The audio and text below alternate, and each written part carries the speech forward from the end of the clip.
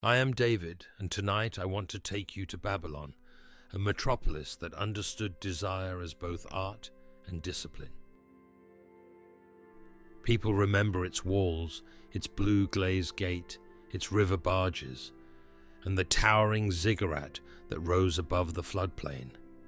The most revealing Babylon was not the skyline.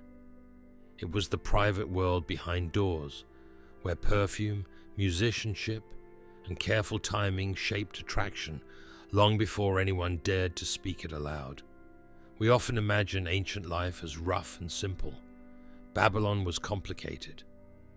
It ran on contracts, status, debt, and duty, but it also made space for charm, flirtation, and quiet power. The city sat beside the Euphrates.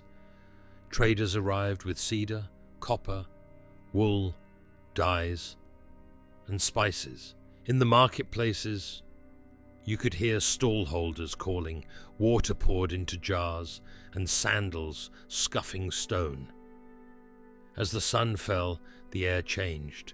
Smoke from bread ovens mixed with resin from temple lamps and oils warmed between palms. If you stood there, you would feel it in the nose before you felt it in the mind. Here is the intriguing part most people miss. In Babylon, the senses were a method of influence. Start with the goddess most tied to love and magnetic pull, Ishtar. Her name appears in hymns, prayers, and royal language.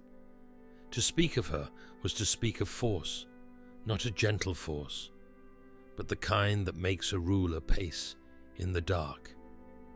People brought offerings to her temples: bread, dates, beer, fine cloth, bright beads.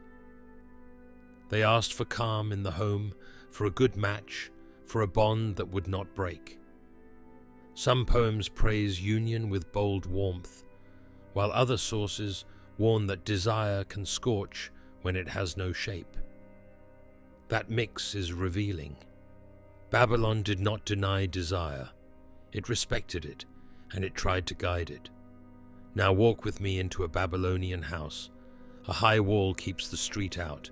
Inside, a courtyard opens to sky. A shallow pool cools the air. A fig tree throws shade. Reed mats sit near low tables. You can picture how private it feels compared with the market clamor. In such a space, a meeting could be safe, yet charged. The home was not only shelter, it was a stage. A host chose where a guest would sit, how close, and who would pour the drink. That is not decoration. It is pacing. Attraction begins long before touch. It begins with where you place someone in the room. But what unfolded next was truly unexpected when you read the clay law code. Babylon did not leave love to mood alone. It wrote terms for it. Texts linked to Hammurabi set out marriage, dowry, inheritance, loss, and duty. At first, this can feel severe, almost unromantic. Yet behind it is a practical truth. When life is uncertain, clear terms can protect a bond. The law shows that trust was not only a feeling, it was also an agreement that reduced fear and reduced chaos. Babylonians also recorded promises in cuneiform with careful formality. A small cylinder seal rolled across wet clay could leave a unique impression, like a personal signature. Witnesses might stand nearby, and a scribe would press each line with a sharp reed. Even a private message could be folded in clay and sealed. When trust is written, it becomes tangible. It turns romance from a dream into a shared plan, and that stability can make desire feel safer. Still, rules did not stop play. In fact, play often grew in the gaps between rules. At feasts, men and women could meet under the cover of music. Harps, flutes, and drums kept a steady beat. Cups went round. A tale was told of gods and lovers, of vows made, then tested, of pride, then pardon. A glance held a breath too long could say more than a loud claim. A shy smile could grant hope with no risk.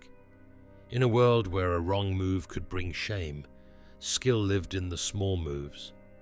Clay tablets give us another rare gift, love songs. Some are for a bride and groom, some for a pair not yet bound.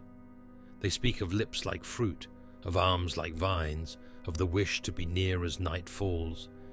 Yet they also speak of rank, home, and permission, of who may come close and when. In one line the heart runs free, in the next it checks the door. That tension is the city itself, passion paired with restraint, and the real secret to this mystery lies elsewhere. Many of the most sensual practices in Babylon were not acts at all. They were choices of delay. The city valued the long path, a gift sent first, then a wait. A note pressed into clay and passed through a servant, then a day of no word. A meeting set for a festival, not a lonely walk. Delay made the mind work. It built a private story in the head, and a story is half of desire. Scent was a key part of that story. Oils were made from sesame and mixed with resin, myrrh, and herbs. Hair could be set with scented cones that melted slowly in heat. A room could be changed with one lamp. A wrist could hold a trace all day. When two people meet, the nose keeps the proof long after the door shuts. Think of how a single smell can pull you back to one face in one blink. Babylon understood memory, and it used aroma as an anchor. Dress did the same. Fine wool and delicate linen, beads of lapis, carnelian and gold.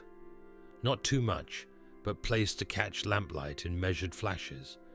Anklets that chimed with a step. A veil that hid, then slipped to show a hint of the eye. The aim was not to show all, it was to guide the gaze. The sharpest allure is not full view, it is a well-made frame that lets the imagination do the work.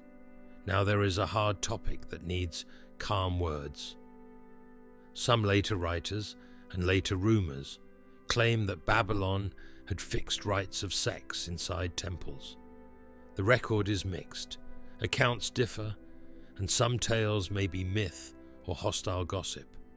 What we can say with care is this. Temples were central hubs of city life.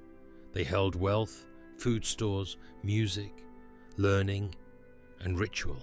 They shaped how people saw love, duty, joy, and social order.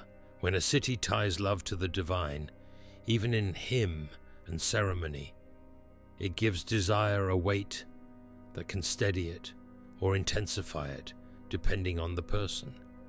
So what did a wise Babylonian pair do with all these forces around them? They used status and grace together. A man could show worth with gifts that were useful, not loud. A woman could show choice by when she spoke and when she did not. Both could show care by who they allowed into the inner courtyard. A bond was built not by rush, but by proof, by repeated signals that felt safe. Here is a pattern we see in homes and in social rules. Public face, then private ease. In the street you are sharp. In the courtyard you are warm. You speak as the role demands, then you let the real self show in a small act. A cup poured first for the guest, a seat saved in shade, a touch on the arm as you pass. This is not crude, it is human craftsmanship. It says, I see you, and I mean it. Yet Babylon also knew the risk of mixing lust and pride. Some stories warn of love used as a trap, of vows made for gold, of rage born from want. The city did not glorify that side. It set law, custom, and kin ties to curb it. That gives us a quiet but strong lesson.